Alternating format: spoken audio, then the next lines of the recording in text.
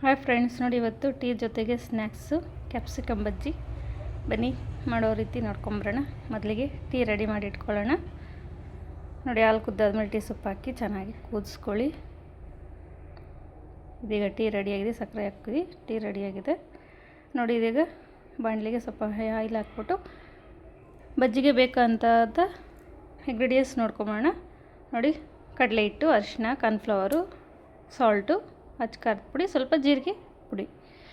ನೋಡಿ, ಮೊದಲಿಗೆ ಕಡಲೆ ಹಿಟ್ಟು ಸೇರಿಸ್ಕೊಳ್ಳೋಣ. ಅದ್ರ ಜೊತೆಗೆ ಸ್ವಲ್ಪ ಸಾಲ್ಟು ನೋಡ್ಕೊಂಡು ಹಾಕ್ಕೊಳ್ಳಿ. ಅದ್ರ ಜೊತೆಗೆ ಸ್ವಲ್ಪ ಖಾರದ ಪುಡಿ ಸೇರಿಸ್ಕೊಂಡಿದ್ದೀನಿ.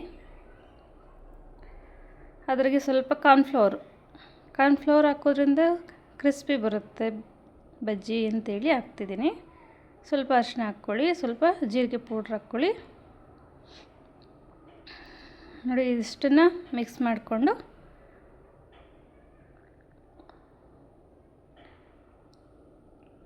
ಜೊತೆಗೆ ಕ್ಯಾಪ್ಸಿಕಮ್ ಒಂದು ಕಟ್ ಮಾಡಿ ಇಟ್ಕೊಳ್ತೀನಿ. ನೋಡಿ, ಈಗ ಎಣ್ಣೆ ಕಾದಿದೆ. ನಾವು ಅಷ್ಟು ಕಟ್ ಮಾಡೋಷ್ಟರಲ್ಲಿ ಎಣ್ಣೆ ಕಾದಿದೆ. ಇದೀಗ ಬಜ್ಜಿ ಹಾಕೋಣ. ಟೀ ಜೊತೆಗೆ ಏನಾದರೂ ಇರಲೇಬೇಕಲ್ವಾ, ಅದಕ್ಕೆ ಇವತ್ತು ನಾನು ಬಜ್ಜಿ ಮಾಡ್ತಾಯಿದ್ದೀನಿ. ನೋಡಿ, ನೀವು ಟ್ರೈ ಮಾಡಿ ಮನೆಯಲ್ಲಿ. ಸ್ನ್ಯಾಕ್ಸ್ ಜೊತೆಗೆ ಏನಾದರೂ ಬೇಕಲ್ವಾ.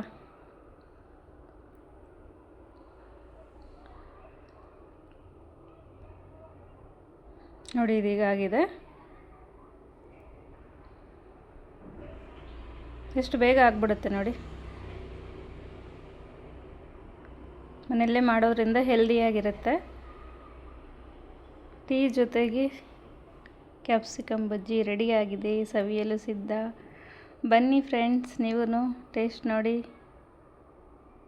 ಲೈಕ್ ಮಾಡಿ, ಶೇರ್ ಮಾಡಿ, ಸಬ್ಸ್ಕ್ರೈಬ್ ಮಾಡಿ. Thank you.